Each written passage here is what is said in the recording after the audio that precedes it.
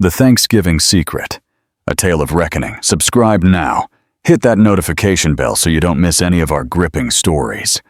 And if this tale of betrayal and triumph resonates with you, give it a thumbs up. Your support means the world. Get ready.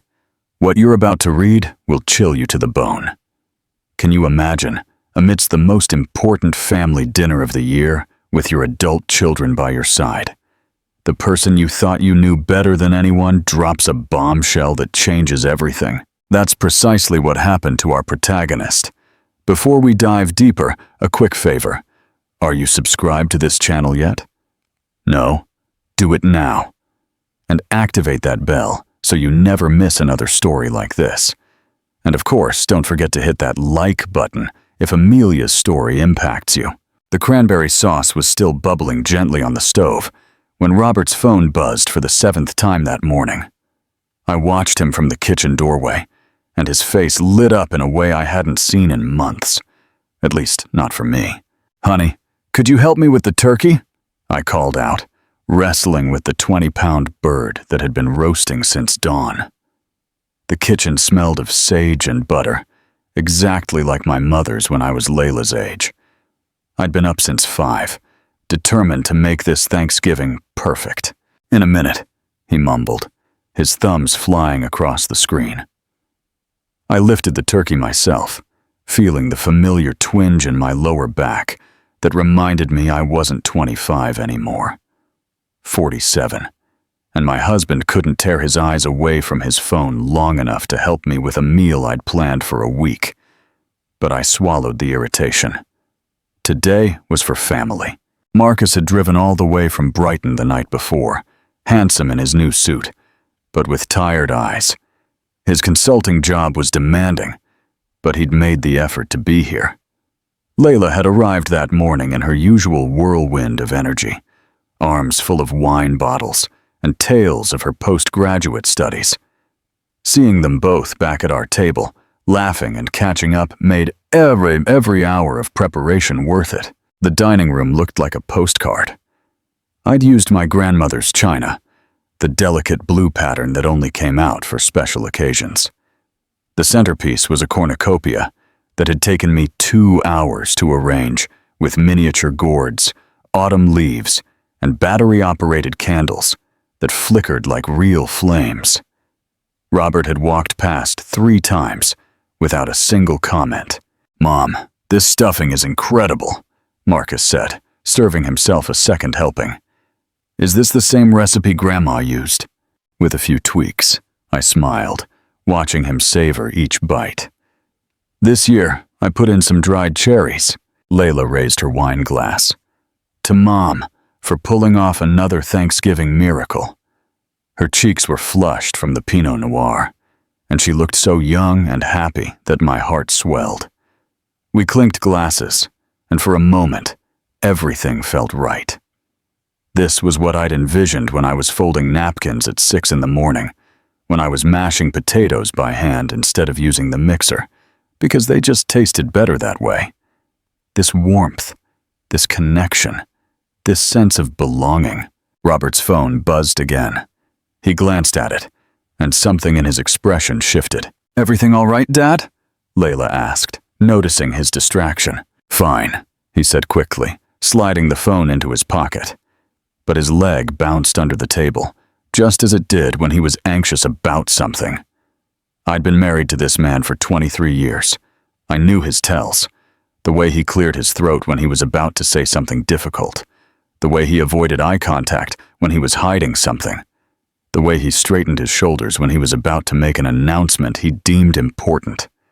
He was doing all 3 right now. "Actually," Robert said, rising so abruptly that his chair scraped across the hardwood floor.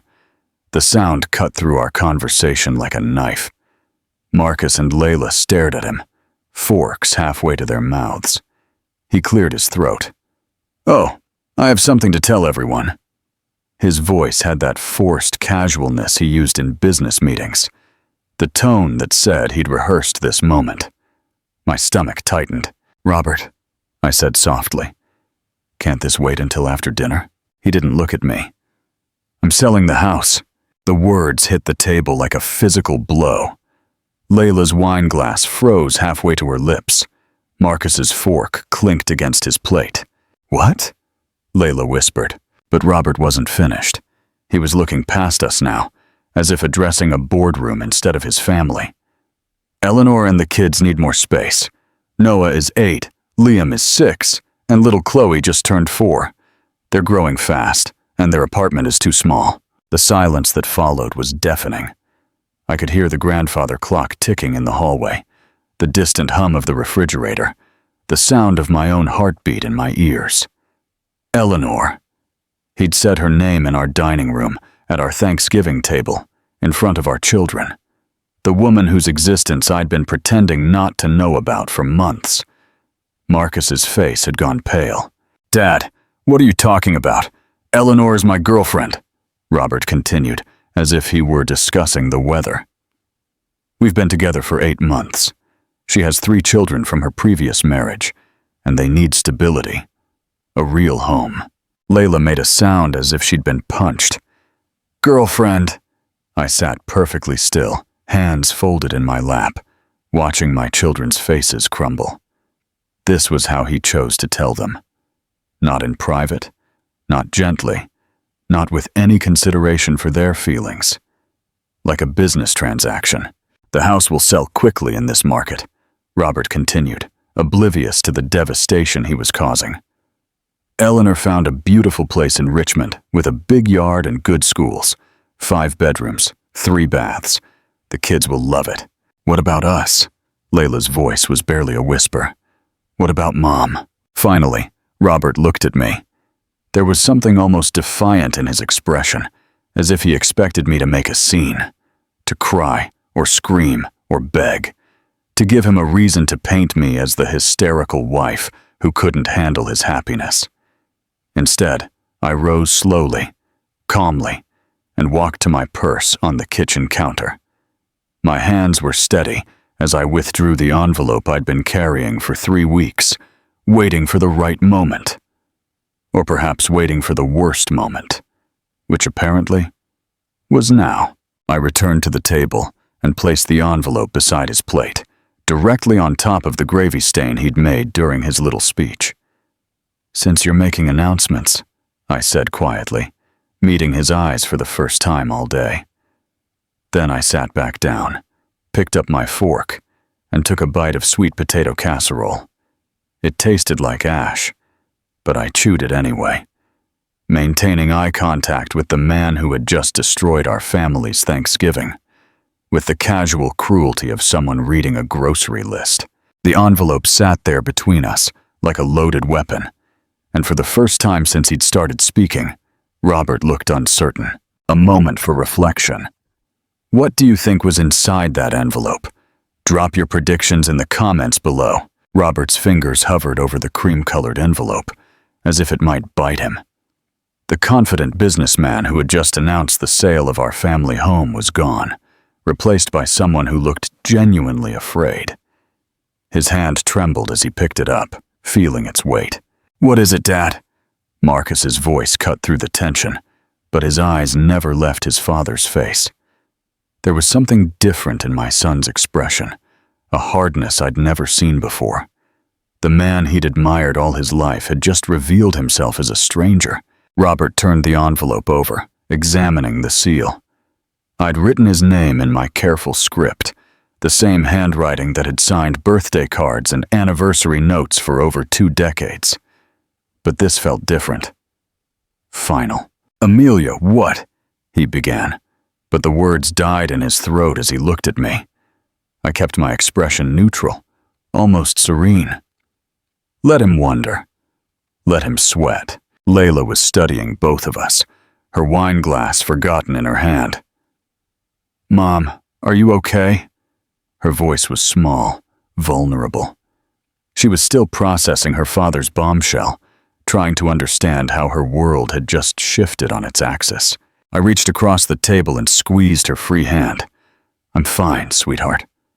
And surprisingly, I was. For the first time in months, I felt completely in control. Robert slid the envelope into his jacket pocket without opening it.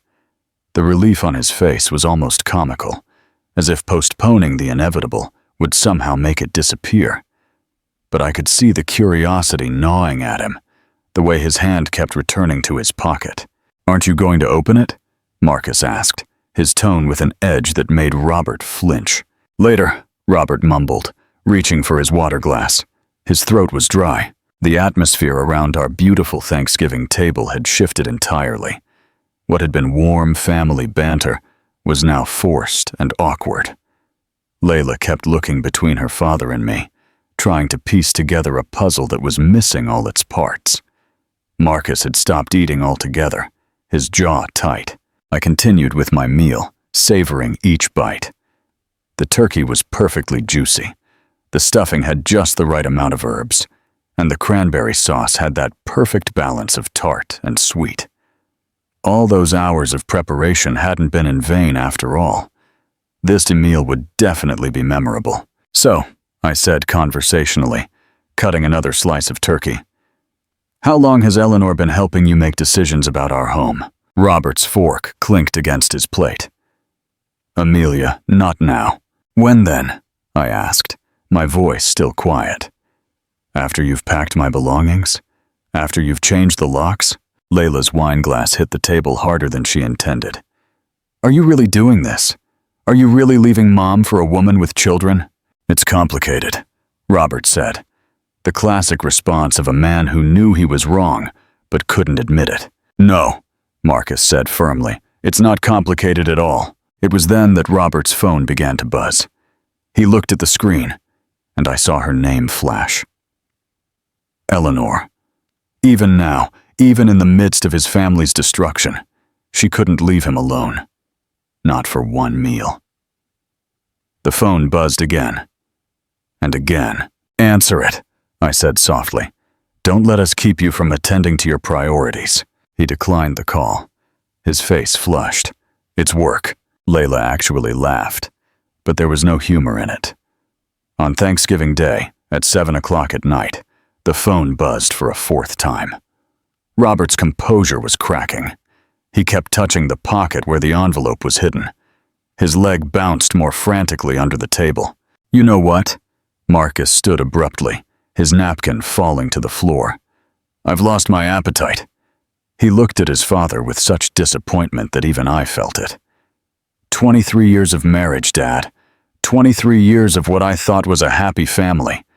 And you announce your affair at Thanksgiving dinner like you're discussing quarterly earnings. "Marcus, you don't understand." "I understand perfectly." Marcus's voice was cold, controlled. "You decided your happiness was worth more than Mom's dignity, more than our family traditions, more than looking your children in the eye without lying." Robert opened his mouth to respond, but Marcus was already walking away. We heard his footsteps on the stairs, then the firm click of his childhood bedroom door. As it closed, Layla's eyes shimmered with unshed tears. "Daddy," she whispered, using the name she hadn't called him in years. "How could you do this to us?" For a moment, Robert's mask dropped completely. I saw regret flicker across his features, genuine pain at hurting his daughter. But then his phone buzzed again, and the moment was gone. This time, he answered. "I can't talk right now," he said quietly, turning away at the table. But Layla and I could hear Eleanor's voice through the speaker, sharp and demanding. We couldn't make out words, but the tone was clear. She was not happy to be ignored. "I said I can't talk," Robert repeated, his voice strained. He ended the call and immediately placed his phone face down on the table. The silence that followed was deafening. Layla looked at her father as if seeing him for the first time. I continued eating, letting the quiet stretch between us. Sometimes silence said more than words. Finally, Layla spoke. "I think I need some air." She rose carefully, her movements deliberate and controlled. "Mom, do you want me to help clear the table?" "It's okay, sweetheart. Go get some fresh air." After she left, it was just Robert and me, sitting across from each other at the table where we'd shared countless meals, celebrated birthdays, helped our children with homework, planned our future. The envelope in his pocket might as well have been a ticking bomb. "Amelia," he said finally, "we need to talk." I looked at him. Really looked at him. For the first time in months. When had he become such a stranger? When had the man I'd loved enough to build a life with become someone who could devastate his family for a dessert? "No," I said simply, standing up and beginning to stack the plates. "We really don't." That night, I went to bed early and locked the bedroom door. I could hear Robert pacing downstairs, probably trying to work up the courage to open the envelope. Let him pace. Let him wonder. I slept better than I had in months. The morning after Thanksgiving, I woke up in an empty house. Robert had left before dawn, probably to avoid facing the envelope that still burned in his jacket pocket. I brewed coffee in the quiet kitchen, watching the steam rise from my mug, as the memories I'd been suppressing for months finally surfaced.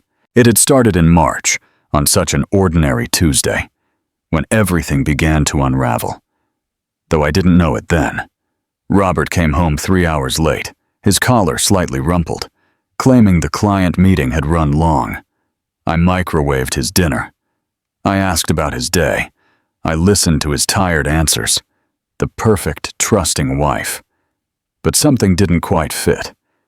Perhaps it was the way he avoided my eyes, or how he showered immediately instead of collapsing on the sofa, as usual.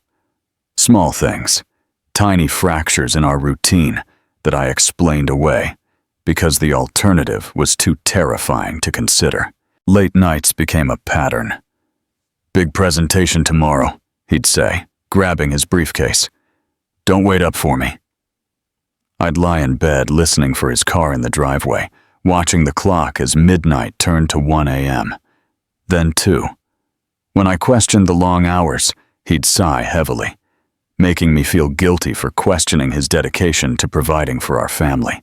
April brought the canceled plans. Our anniversary dinner at the Ivy, the restaurant where he'd proposed 24 years ago, was postponed due to an urgent client crisis. The theater tickets Layla had given us for my birthday went unused when Robert suddenly had to fly to Liverpool. Each disappointment came with elaborate apologies and promises to make it up to me later. Later never came. Eleanor Davies first appeared as a name in casual conversation. Eleanor, from accounting, thinks we should restructure the quarterly reports. Eleanor suggested a new software system for client tracking. Just another colleague at Robert's expanding firm, someone whose opinion he valued professionally. Then I started seeing her on his phone. The first picture was innocent enough, a group shot from the office Christmas party, which I hadn't attended due to the flu. Eleanor was blonde, petite, standing just close enough to Robert to catch my eye. She had the kind of bright, unlined face that spoke of someone at least 10 years younger than my 47. But it was the second picture that made my stomach churn. Robert and Eleanor in what looked like a coffee shop, her 3 small children clustered around them. She was laughing at something he'd said, her hand resting on his arm, while a tiny girl with pigtails sat on his lap as if she belonged there. I found it by accident, scrolling through his phone to check the weather while mine was charging. The photo was dated 2 weeks prior, a Saturday when Robert had claimed to be playing golf with his university friend Chris. "Robert, who are these children?" I asked that night, showing him the screen. My voice was calm, curious, giving him every opportunity to explain. Robert barely glanced at the phone before rattling off his answer. "Oh, that's Eleanor from work. She's going through a messy divorce. Needed someone to talk to. Those are her kids. Cute, right? Poor things are really struggling with their parents' separation." The explanation was smooth, rehearsed, delivered with just the right amount of concern for Eleanor's fictitious plight. But I noticed how he immediately took his phone back, how his thumb moved to delete the photo without a thought. "You're helping her with her divorce?"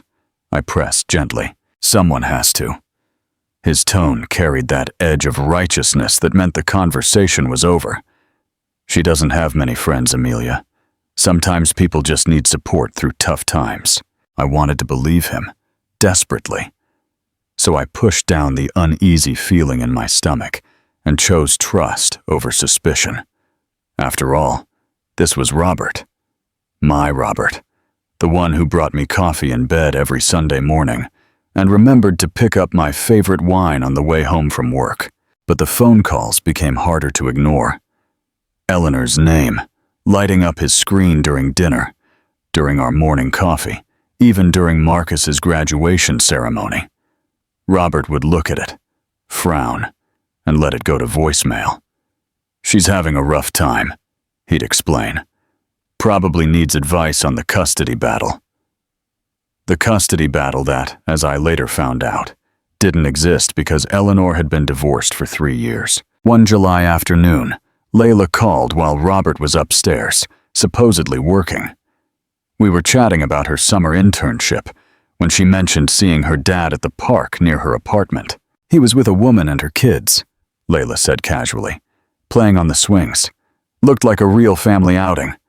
I almost went to say hello, but they seemed, I don't know, intimate, like I'd be interrupting something private." My hands went cold. "What did the woman look like?" "Blonde, pretty, younger than you. The kids were adorable, 2 little boys and a girl. Dad was pushing the little girl on the swing, and she was laughing her head off. It was actually really sweet, but..." Layla's voice trailed off. "But what, honey? It was just weird seeing Dad with other people's kids. He looked so natural with them, like he'd done it 100 times before, and the way the woman looked at him."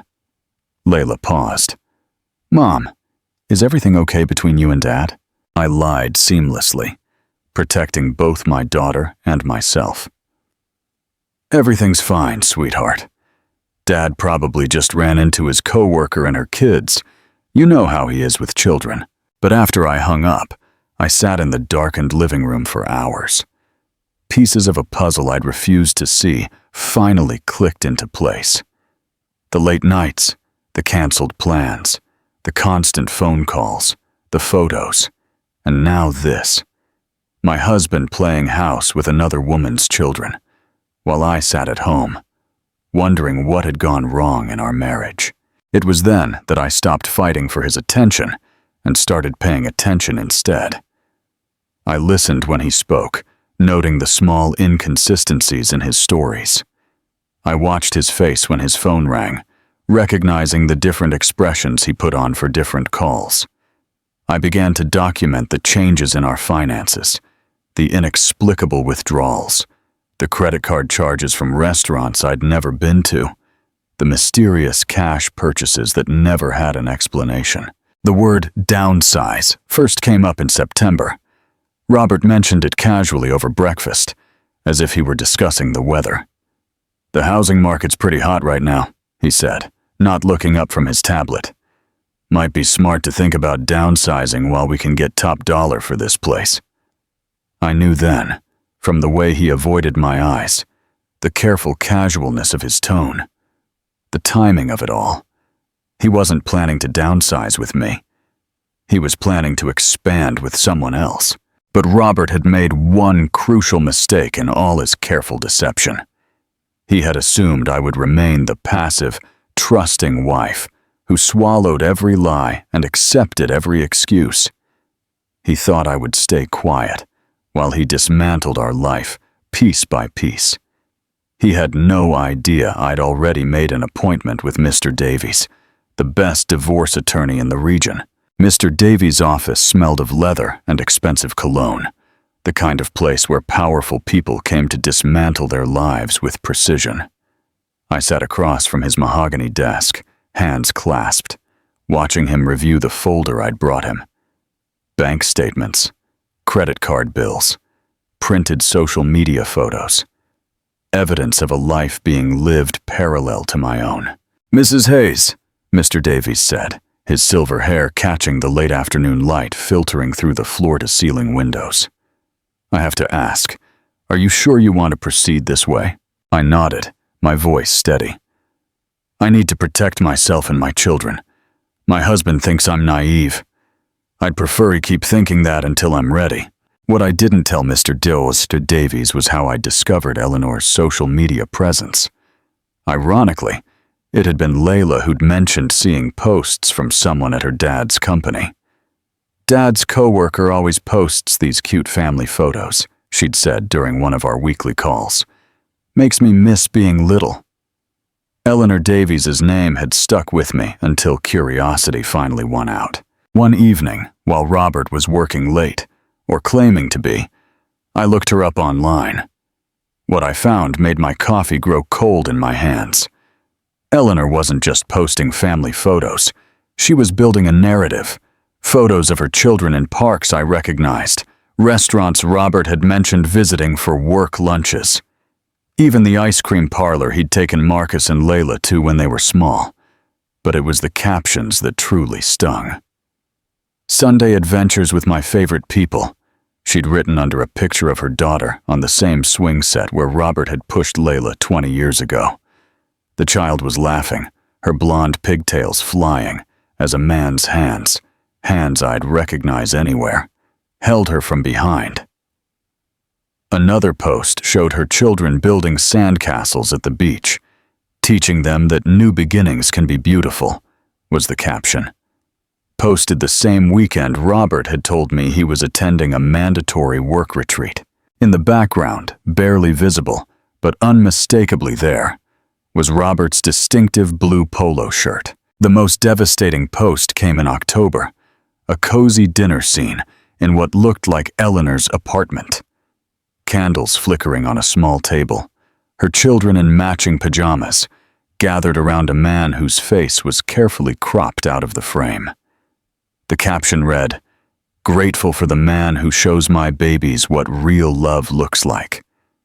Some people come into your life and make you realize what you've been missing. 37 likes. 12 comments from friends and family celebrating her happiness, congratulating her on finding someone special. I stared at my laptop screen until my eyes burned, wondering how many of these people knew her someone special was married. But it was the financial evidence that truly revealed the extent of Robert's deception. While our own credit cards were maxed out and bills piled unpaid, mysterious charges appeared on statements I'd never seen before. A joint account I'd discovered purely by accident when mail arrived at our address for Mitt and Mrs. R. Hayes. Except the meh wasn't me. I'd torn open that envelope with trembling hands, finding statements for a credit card I'd never signed for, in the names of Robert and Eleanor Davies. The charges painted a picture of domestic bliss. Supermarkets, toy stores, children's clothing shops. £600 at a place called Dreamy Little Furnishings. Likely bunk beds for her children. £400 at Princess Boutique. No doubt for her daughter. Meanwhile, our mortgage payment had been late twice, and I'd had to use my own savings to cover the electricity bill when Robert claimed his direct deposit had been delayed. The most painful discovery came when I found receipts in Robert's jacket pocket. Not suspicious in themselves, just everyday purchases from a grocery store and a pharmacy. But the items told a story that broke my heart. Children's Tylenol, character band-aids with princesses and superheroes, bedtime storybooks, even a receipt for a birthday cake with "Happy 4th Birthday Chloe" written in pink frosting. He was living a full-fledged father's life with Eleanor's children, while his own adult kids wondered why he seemed so distant during family calls. I started documenting everything. Screenshots of social media posts, copies of financial statements, photographs of receipts. Not because I wanted to hurt him, but because Mr. Davies had warned me that men like Robert, successful, charming, well-connected, often tried to rewrite history during divorce proceedings. "He'll claim the money was for legitimate business expenses," Mr. Davies had explained during our second meeting. "He'll say the social media posts were misinterpreted, that he was just being kind to a colleague going through a hard time. Men in his position are very good at controlling narratives." I kept everything in a safety deposit box at a bank across town, a place Robert would never think to look. Every Friday, I'd make my weekly deposits, adding new evidence to the growing pile. It felt like preparing for war, which I suppose it was. The tipping point came on our anniversary, October 15th, a date that had once meant romantic dinners and thoughtful gifts, long walks and whispered promises about growing old together. I'd made reservations at the Ritz 6 weeks in advance, double-checking to make sure everything was perfect. At 5 o'clock, I was pulling on the little black dress Robert had once said made me look dazzling. At 5:30, I was touching up my makeup one last time. At 6, I was standing by the front door, heels on, coat on, car keys in hand. Robert's call came at 6:15. "Amelia, I'm so sorry, but Eleanor's having an emergency. A total breakdown over the custody situation. I can't leave her alone with the kids in this state. We can postpone. Maybe this weekend." I stood in our entryway, looking at myself in the mirror, dressed up with nowhere to go, married to a man who was elsewhere, playing hero to another woman's crisis. The woman whose existence he had once denied, whose relationship with him he had minimized, whose children were now more important than his wife of 23 years. "Of course," I said, my voice quiet as glass. "Family emergencies come first." After I hung up, I didn't take off the dress. Instead, I drove to the Ritz alone, sat at our table for 2, and enjoyed the most expensive bottle of wine on the menu. The staff were kind, pretending not to notice that the woman celebrating her anniversary was dining alone. That night, while Robert was presumably comforting Eleanor through her convenient breakdown, I called Mr. Davies from my car in the restaurant parking lot. "It's time," I said simply. The next morning, while Robert slept, exhausted from his night of emotional support, I met with Mr. Davies and his team. We spent 4 hours crafting a strategy that would protect my interests while keeping Robert completely oblivious to what was coming. "The element of surprise is your greatest advantage," Mr. Davies had said. "Men like your husband operate from a position of assumed control. They make plans based on the belief that their wives will remain passive and predictable." But I was done being predictable. The week after Thanksgiving dragged by like a wounded animal. Robert moved through the house like a ghost. The unopened envelope seemed to burn whatever pocket he'd slipped it into. I watched him check his jacket, his briefcase, his bedside table drawer, always making sure it was still there. Never brave enough to face what was inside, I continued with my normal routine, with an almost zen-like calm. Morning coffee, afternoon errands, evening news. But beneath the surface, I was electric with anticipation. Every time Robert's hand moved towards that envelope, every time he started to say something and then stopped, I felt like a pianist waiting for the perfect moment to strike the final chord. Thursday morning, exactly 1 week after he'd destroyed our family Thanksgiving, I was making pancakes when I heard footsteps on the stairs, heavy, deliberate steps, speaking of a man who had finally mustered the courage to face his reckoning. Robert appeared in the kitchen doorway, the cream-colored envelope clutched in his trembling hands like a weapon he feared would explode. His hair was disheveled, his eyes bloodshot. Clearly he hadn't slept much.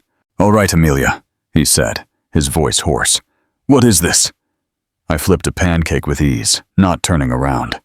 "Open it and find out." The sound of paper tearing filled the kitchen. I could hear him unfolding the documents inside, the rustle of official paperwork that would change everything. Then came the silence. Long, dreadful, an absolute quiet that stretched between us like a chasm. When he finally spoke, his voice was barely a whisper. You transferred the deed." I turned slowly, meeting his eyes for the first time in days. His face had gone completely white, and his hands were shaking so hard the papers rattled. 3 months ago, I said conversationally, as if we were discussing the weather. It's amazing how much paperwork goes unread when you're busy playing house with another family's children. You trapped me." The words came out as a hiss, full of rage and disbelief. "You planned all this!" I took a sip of my coffee, savoring the warmth. "I protected myself. There's a difference." "The house," he started, and then stopped, his mind clearly processing the implications. "Eleanor is expecting. We've been planning." "Eleanor is expecting the house that was never yours to give," I said, setting my mug down with deliberate care. "Funny how that works, isn't it?" Robert's phone began to ring.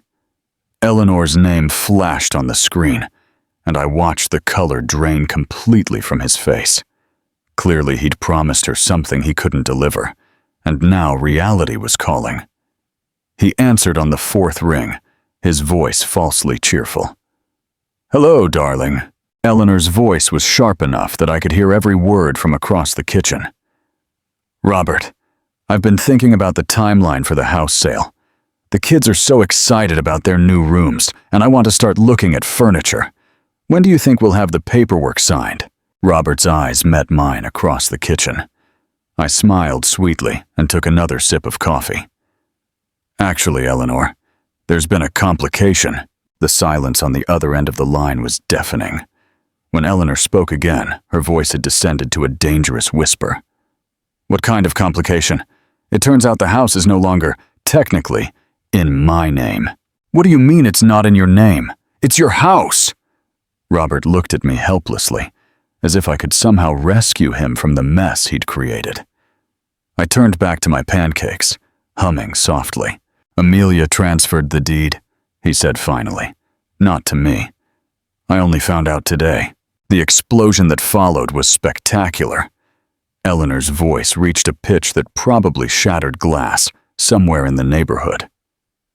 Words like betrayed, manipulated, and lying snake filled the kitchen, and I had to admit, I was impressed by her vocabulary.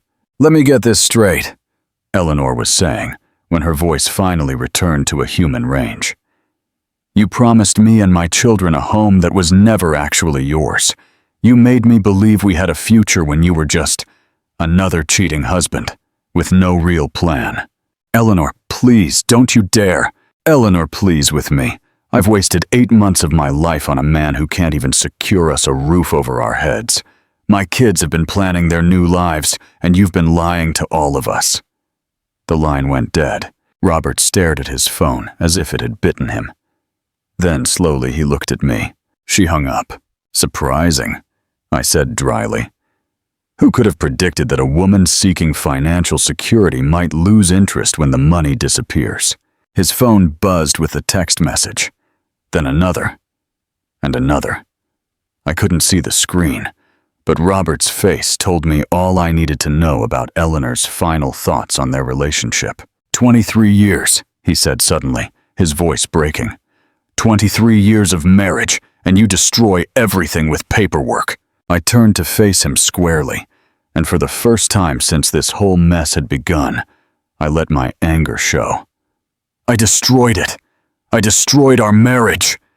I slammed the spatula down hard enough to make him flinch. "You stood in our dining room, in front of our children, and announced your plans to sell our home for your girlfriend's convenience. But somehow I'm the one who destroyed our marriage. You could have talked to me. When?" The word came out sharp as broken glass. "Between your late nights at work and your emergency calls from Eleanor? Between your lies about golf games and your secret credit cards? Exactly when was I supposed to have this conversation with the stranger wearing my husband's face?" Robert tried calling Marcus and Layla that afternoon. I watched him pace the living room, leaving one unanswered voicemail after another. When Marcus finally picked up on the fourth call, their conversation lasted exactly 30 seconds. "We're with Mom," Marcus said. His voice was clearly audible through the speaker. "You made your choice at Thanksgiving dinner. We've made ours." Layla's response was even shorter when Robert called her that night. "Don't call me again until you're ready to apologize to Mom. And I mean a real apology, not the fake corporate language you've been using. By Saturday, I was hosting my book club brunch in the kitchen. Robert had once planned to give to Eleanor. 8 women gathered around the island where I'd laid out fresh fruit, croissants, and the kind of expensive coffee I'd been rationing because our finances were tight. The laughter that filled the space felt different than it had in months. Lighter. Freer. "Amelia, you seem so relaxed lately," my friend Sarah remarked, reaching for another strawberry. "You're practically glowing." I looked at the women who had been my friends for years, sitting in the house I had protected, enjoying the life I had fought to preserve. "I feel like I finally stopped holding my breath," I said, and for the first time in months, that was entirely true. The divorce papers arrived on a Tuesday in February, delivered by a messenger who looked apologetic for interrupting my morning coffee. I signed them with steady hands, noticing how Robert had filed first, his last attempt to control a narrative that had already slipped from his grasp like water. Mr. Davies had warned me this would happen.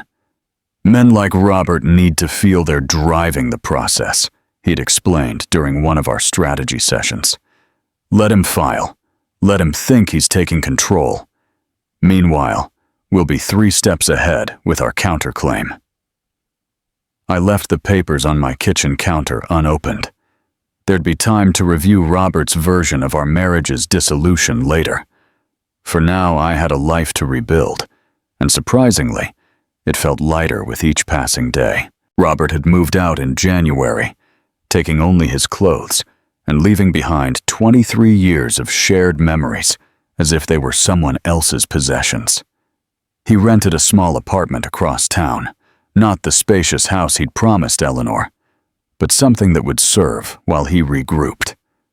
I learned from Layla that Eleanor had given him an ultimatum after their breakup: prove he could provide the stability she needed or lose her permanently. Apparently, he'd chosen to fight for her. Spring brought an unexpected development. Layla called me one sunny April morning, her voice bubbling with news that chilled me to the bone. "Mom, you are not going to believe this," she said. "Dad's getting remarried. To Eleanor. In June." My coffee cup almost slipped from my hand. "Remarried? Already? I know, right? The divorce isn't even final yet.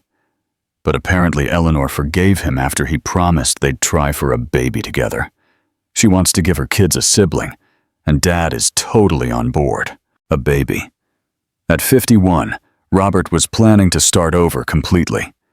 Erase his first family and build a new one, with a woman 20 years his junior. The audacity was breathtaking. "Are you invited?" I asked carefully. Layla's laugh was bitter. "Both of us. Marcus and I. Dad sent formal invitations like we were distant relatives instead of his children.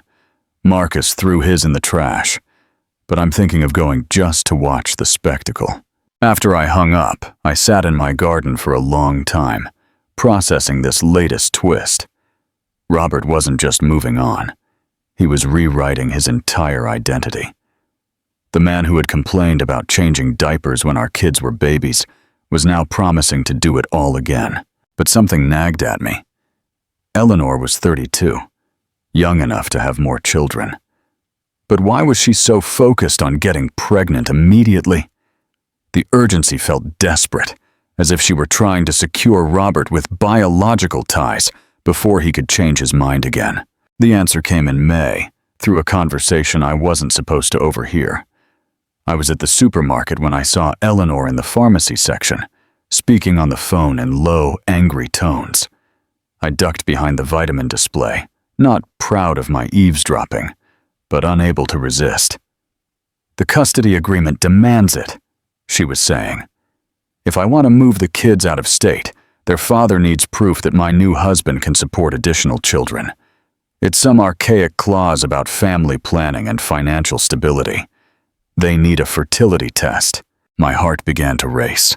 Eleanor needed Robert to prove he could have children as part of her custody agreement. But what Eleanor didn't know, what Robert himself had forgotten in his midlife crisis fog, was the secret he'd buried 24 years ago. That night, I made a phone call I'd been avoiding for months. "Dr. Evans, it's Amelia Hayes. I need to ask you something confidential about my husband's medical history." Dr. Evans had been our family doctor for over 2 decades. She'd delivered both my children, treated Robert's high blood pressure, and knew secrets about our family going back years. "Amelia," Dr. Evans said warmly, "how can I help you? Robert's getting remarried. His new wife wants children. I need to know. Do you remember the results of that fertility test he had done after Layla was born?" The silence on the other end stretched long enough for me to think we'd been disconnected. "Amelia," Dr. Evans said finally, "that information is confidential. I cannot discuss a patient's medical history, even with their spouse. But hypothetically," I pressed, "if someone were to request a copy of those old test results for legal purposes, would they still be on file?" Another pause. "Hypothetically, medical records are kept for 30 years. Hypothetically, if someone with legal standing were to request those records as part of a divorce proceeding." She let the sentence hang in the air. I understood perfectly. The next morning, I called Mr. Davies with a special request. Within a week, Robert's full medical history was subpoenaed as part of our divorce proceedings. Buried in 24 years of routine checkups and prescription records was a single test result Robert had asked Dr. Evans to keep confidential at the time. The irony was poetic. After Layla's difficult birth, Robert had secretly been tested because he was worried about having more children. The results had shown severely compromised fertility. Not impossible, but unlikely without medical intervention. He had never told me, choosing instead to let me blame myself for our inability to have more children after Layla. Now, 24 years later, that very test result was about to derail his plans for domestic bliss with Eleanor. Mr. Davies' team arranged for the medical records to be delivered to Robert on his wedding day. Not out of cruelty, but because the timing fit perfectly with Eleanor's custody hearing, scheduled for the following Monday. She would need those fertility results as proof for the court. I spent that Saturday morning in my garden, planting roses where Robert's golf clubs used to stand in the garage. The irony was not lost on me. I was literally blooming where he had once taken up space. My phone rang at 4:30 p.m., Layla's number. "Mom," her voice taut with suppressed laughter, "you are not going to believe what just happened." "Try me." "The wedding's off. Eleanor found out Dad can't have kids. Apparently she opened some medical records that were delivered to him this morning. She read them while she was getting her hair done, and by the time Dad got to the venue, she'd already left town with her kids." I closed my eyes, feeling the warm sun on my face. "That's unfortunate." "Mom," Layla said suspiciously, "you wouldn't know anything about those medical records, would you?" "Your father's medical history is his business," I said truthfully. "If he chose not to share important information with his fiancée, that's on them." That evening, I sat on my front porch with Marcus and Layla, sharing a bottle of wine and watching the sunset paint the sky in hues of victory. Robert was somewhere across town, probably sitting in an empty banquet hall, surrounded by centerpieces no one would see, and a future that had evaporated like morning mist. Meanwhile, we were exactly where we belonged, in the house he'd tried to give away, building new memories on the foundation of old ones, proving that sometimes the best revenge is simply refusing to let someone else's choices destroy your happiness. Karma, I'd learned, doesn't always arrive when you expect it. But when it does, it has impeccable timing. The autumn leaves were just beginning to turn when the invitation arrived in my mailbox. Cream cardstock, elegant script, the kind of formal announcement that spoke of new beginnings and careful planning. Marcus's engagement party, scheduled for the first weekend of November at the country club where he'd learned to swim as a boy. I ran my fingers over the embossed lettering, smiling at the full circle life had come. My son had found love with Sarah, a brilliant architect who made him laugh in ways I hadn't heard since he was a teenager. They'd been dating for 2 years, but something about this past year had solidified their relationship in a way that spoke of permanence and true partnership. Layla was thriving too. She'd graduated summa cum laude and landed a position at a prestigious environmental law firm in London. Her voice during our weekly calls carried a confidence that hadn't existed before, as if watching me rebuild my life had given her permission to dream bigger for her own. The house had truly become mine, in ways that went beyond legal documents. I'd repainted the living room a soft sage green, hung artwork I'd chosen without consulting anyone else's opinion, and converted Robert's old office into a reading nook filled with plants and natural light. The space breathed differently now, unburdened by pretense and hidden resentments. My morning routine had evolved into something I genuinely looked forward to. Coffee on the back porch, 20 minutes of yoga in the sunroom, and then whatever the day brought, without the constant tension that had defined the last years of my marriage. Some mornings, I gardened. Others, I painted watercolors that would never hang in galleries, but gave me quiet satisfaction. On Wednesdays, I volunteered at the downtown women's shelter, helping other women navigate the legal complexities of starting over. Mr. Davies had become more than just my attorney. He'd become a friend whose wisdom extended far beyond legal strategy. Our professional relationship had ended when the divorce was finalized 6 months ago, but we still met occasionally for coffee and talked about books or local politics. He had never remarried after his own divorce 15 years prior, and while neither of us had addressed the topic of anything beyond friendship, there was an ease between us that felt like possibility. Robert's story had taken a different trajectory. After Eleanor's departure, he had spiraled in a way that once would have worried me. He'd lost his job 3 months after the wedding disaster, officially due to restructuring, but everyone knew his reputation for reliability had shattered along with his personal life. His attempts to rebuild with Eleanor had failed spectacularly when she'd moved to Birmingham with her children and a new boyfriend, leaving no forwarding address. I learned from Marcus that Robert now worked as a freelance consultant, lived in a studio apartment, and drove a 10-year-old sedan. The man who had once commanded boardrooms and planned other people's futures was learning what it meant to start over at 52 with nothing but his pride, and even that was damaged. But the most surprising development had come last month. Robert had called me directly for the first time since the divorce, his voice smaller than I'd ever heard it. "Amelia," he'd said, "I know I have no right to ask you for anything, but I need to know. Will you be at Marcus's engagement party?" The question had caught me off guard. "Of course I will. He's my son. I want to go too, but I won't if it makes you uncomfortable. I know I've forfeited the right to claim space at our children's celebrations, but I'd like to try and rebuild some sort of relationship with them, if that's possible." I had sat in my kitchen, looking out at the garden where Robert's golf clubs used to live, considering my answer. The woman I had been a year ago might have used this opportunity to deliver a final blow, to remind him of everything he'd sacrificed for 8 months of midlife fantasy. But the woman I had become understood that my peace didn't require his continued suffering. "Robert," I had said finally, "Marcus and Layla are adults. Their relationships with you are their choice, but I won't be the reason you can't try to mend what you broke with them." The engagement party arrived with perfect October weather, crisp air, bright blue skies, the kind of day that made everything feel possible. I chose a navy blue dress that made me feel confident without trying too hard. I paired it with the pearl earrings my mother had given me and drove to the country club with the windows down and the music up. Marcus looked radiant in his suit.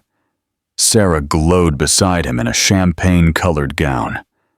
They moved through the crowd like people who genuinely enjoyed each other's company, stopping to talk to friends and family who had gathered to celebrate their future together. Robert arrived halfway through the cocktail hour, looking uncertain as he stood in the doorway scanning the room. He'd lost weight, and his hair had more gray than I remembered, but he had dressed carefully for the occasion. When Marcus saw him, I watched my son's face carefully, trying to gauge his reaction. What I saw surprised me. Not forgiveness exactly, but something softer than the anger that had defined their relationship for the past year. Marcus approached his father with Sarah at his side and spoke quietly for several minutes before Marcus introduced Sarah to the man who had missed so much of their courtship. Layla joined them a few minutes later, and I watched from across the room as my children made their own choices about redemption and second chances. They were kind, but not effusive, polite, but not warm. Robert would have to earn his way back into their lives, one conversation at a time, and there were no guarantees he would succeed. As the evening wound down, I found myself standing on the terrace, overlooking the golf course where Robert had once spent his Saturday mornings. The irony was not lost on me. I was reclaiming space in a world he had once dominated. While he was inside, trying to rebuild bridges he'd burned for someone who had never truly known him, Mr. Davies appeared at my side with 2 glasses of champagne. "How are you doing?" I accepted the glass, considering the question thoughtfully. "Better than well, actually." "Good. Really. Genuinely good." He smiled. "You've earned it." Looking back at the party through the floor-to-ceiling windows, I could see Marcus and Sarah cutting their engagement cake as Layla snapped photos, and Robert stood slightly apart, uncertain of his place, but grateful to be included. This was my new life. Not perfect, but honest. Not without challenges, but built on a foundation of my own choosing. I had learned that sometimes the best revenge isn't destruction, but reconstruction. Not tearing down the person who hurt you, but building something better from the pieces they left behind. The woman who had sat at that Thanksgiving table 11 months ago had been afraid of losing everything. The woman standing on this terrace had discovered that sometimes losing everything is just another way of saying you're finally free to choose what comes next. And what came next felt like possibility stretching to the horizon, bright with promise, and entirely mine. If this story of sweet revenge kept you on the edge of your seat, hit that like button right now. My favorite part was when Amelia calmly handed Robert that mysterious envelope at the Thanksgiving scene, knowing exactly what bombshell it contained. What was your favorite moment? Let me know in the comments below. Don't miss out on more thrilling stories like this. Subscribe and turn on notifications so you don't miss any new videos.